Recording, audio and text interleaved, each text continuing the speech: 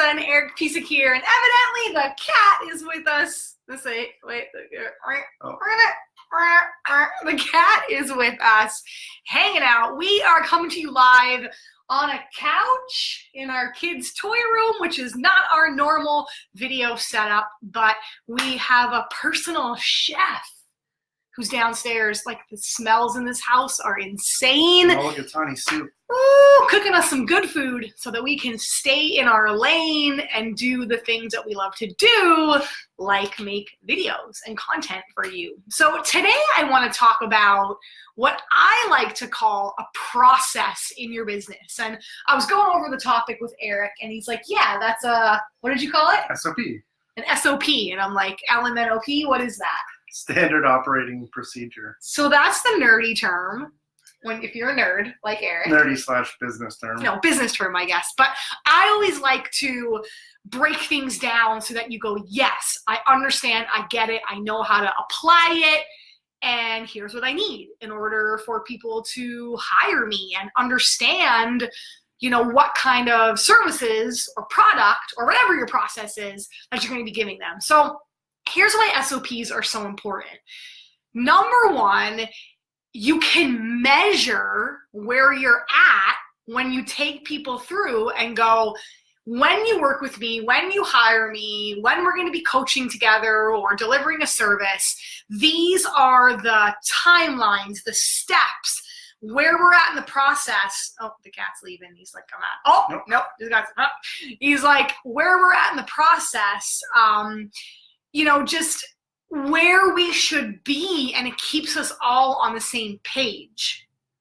And I think that's sometimes a missing link when it comes to providing a service, is that a lot of misunderstanding and miscommunication can happen when a lot of expectations build up, and then we start to create these stories in our minds, whether you're the client and you're like, I'm not getting what I need, or you're the service provider and you're like, why aren't we moving this along quicker? Or why isn't this working out the way we planned? And it's because you haven't come together in that common way to say, yeah, here's where we're at. We're on the same page. Here's how we go.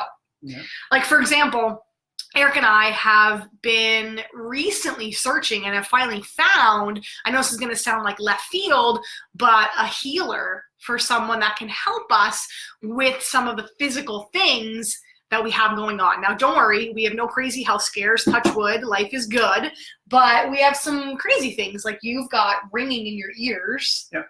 That you've had for how many years now? Scary, went back, I think it was like 5 years ago. Yeah, 4 or 5 years ago. Eric got a wicked pneumonia and took antibiotics, and after the first day, I'll never forget that morning. Yeah, literally the next morning I woke up, and I'm like, I have this weird ringing that just won't go away.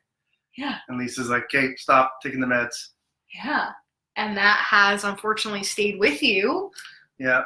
Been through, different ear ENT docs, some of the best specialists that we can find around here. And they just said, well, that's kind of crappy, but that's what happened. Well, actually, they said, when would you like your hearing aids? Is what that was the first. Yeah, that was the first. And we were like, no, that's a last resort. Yeah. And then for me, I have like asthma that is getting exacerbated, and never had asthma as a kid, played lots of sports and was always active, and you know, my previous business was in fitness and never needed an inhaler. So we've got some health stuff, you know, kind of popping up, and we know that it's not physical because we eat really clean and we take good care of ourselves. So we were on the mend looking for Reiki and reflexology and chiropractic and osteopath and physio and, you know, all sorts of things that we can just kind of combat this and go, let's get to the root and let's heal ourselves. Let's, you know, help us with this. And you'd be surprised how many people were like, yeah, what's your process? What can we expect with working with you? And they're like, we don't have one. And, you know, or the opposite. They're like, we take you through, first week is here, every 2 weeks we talk, here's what you should do, here's what you shouldn't do. And I tend to gravitate more towards the people that have a plan. process. And a process, because then I know exactly what I'm getting. And then you can also see kind of if your energy matches. I don't know any other way to say that than the word energy, because when you work with us, like I'm super high energy. You're maybe not as quite as high energy as me, which is okay, but I think we share the same common energy in that we are movers and shakers. And we like to move things along. And we always say we don't ever want to be the lag when it comes to getting stuff done when we're working with people. So our energy matches in that we work quickly and we want to move stuff along quickly.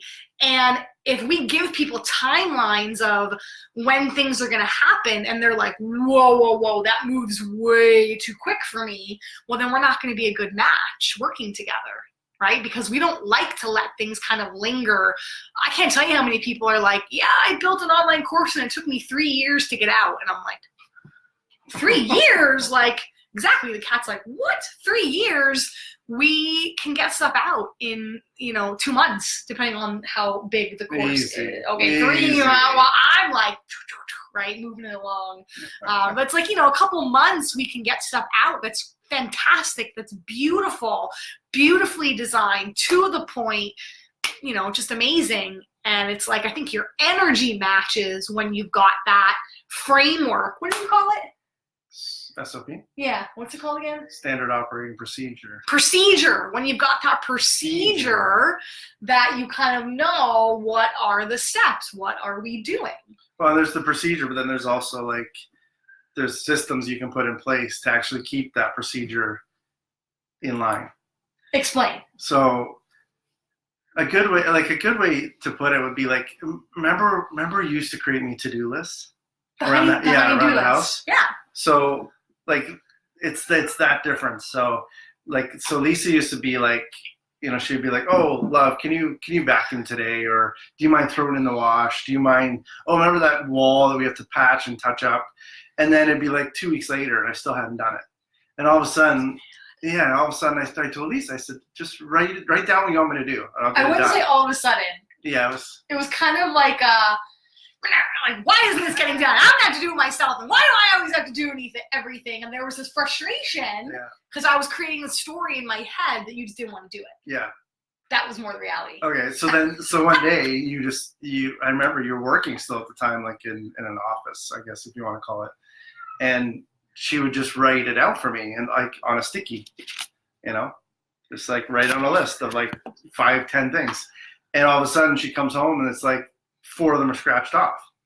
And then I still saw the last 4 that I had to do. But it was like the next day that I would do them. So it's like that type of process where we use Basecamp, it's called. And so all of our clients, that's like our onboarding procedure, our standard operating procedure. We will literally, once they say, yeah, I want to work with you guys, let's get started. We'll go into Basecamp and literally log those to-dos. And that's actually what they're called. And you can assign them to a person whose responsibility it is. Yeah. And then when they're due, you can put due dates on them. Anyway, that's clear. Like start to finish, you can watch the process. So what the whole time, if there's a lag or there's miscommunication or a breakdown somewhere, you'll see it. It's like, oh my God, this was due last week. Eric, how did this get missed? And it's like, okay, yeah, sorry, it's my fault. Jump back on it, right? Yeah, and I'm a firm believer in when you have a process or a plan or standard operating procedure. I'm going to start using that word more, I promise. It gets you paid because that's what people want to know. They want to know the how, because everybody, I think, knows the end result. I want this course. I want lead generation. I want my stuff to sell. I need a better website. Whatever it is. I need a speaker, one sheet. Like, I need to get this ebook out. Whatever it is that you're building or launching or creating. I think we know what we want, but then you get caught up in that. Well, how the hell do I get there? There's so much when it comes to content and technology and the launch and the lead generation and all the pieces that go from that idea, like to that income. And I think that's what gets us paid, is that we're like, don't worry. We have a process. And B, we have a team, which we're blessed with. Not everybody has a team, but we have a team of providers that SWAT this and make it happen. That's a really good point too. So for our business, we actually have 2 SOPs. We have an SOP for a client and an SOP for the team. True. That's a good point to bring up too, because when we first launched Sales Booster, that was one of the big missing pieces for me, because I was trying to manually manage the internal SOP. And it wasn't until like almost a year into it that I was like, no, I need to stop managing this and start saying, here's the things that need to be done. Here's the team that does each piece. Yes. Because now when we onboard a client now through Sales Booster, oh my God, it's beautiful. It's like, okay, Craig, you're doing this chatbot. Okay, Marco, I need you to set up the Facebook and get everything tied up on the back end. Here's the client's website. Here's their social media handles. And it's like, done. Yeah. We just go into action. And back to that, like if you see something stop somewhere, you have the ability to literally be like, okay, why has this one thing not moved? And it's like, okay, I have to reach out and say, hey, what are you doing? And same thing with like, you can notice when providers or your team isn't on board with their own SOP as well. Like we had a copywriter who we hired, and before we hired them, we got like, everything was great. And then all of a sudden we're like, okay, what's the timeline? And they were like, oh my God, I'm slammed with a few projects. I can't get to this probably for a couple weeks. And it's like, whoa, wait, that's crazy. And then we talked to another copywriter, and she's like, oh no, I can get this back to you within 48 hours. And then we're like, wow, and then she's like, I have a process. That's exactly what she said to us. I have a process. She goes, I go through and it's done in 48 hours. Done and done. Sorry, did I? No, it's those are great examples. I interrupt you, and I was trying to just sit here and be quiet and allow you to do your thing, which is I think, put him to sleep. Yeah, no, it's good. So yeah, you need those clear-cut guidelines of what you deliver, how you deliver it, what the timelines are, who's responsible for what you can expect to see. Because then you go back, you measure, and you go, as you said, I got to follow up with this person. I got to tweak this. I got to go here. Like, so many people don't have systems built in their business. And if that's you and you don't have a system, you got to go back through and create the process that you take people through. If you've never actually put it on paper, put it on paper. If you've never used anything, now you don't have to use things like Basecamp or Trello. I'm telling you, I was an anti-Basecamp person, wasn't I? Yeah. I was like, what is this thing? I think it was a little bit of like fear of learning something new.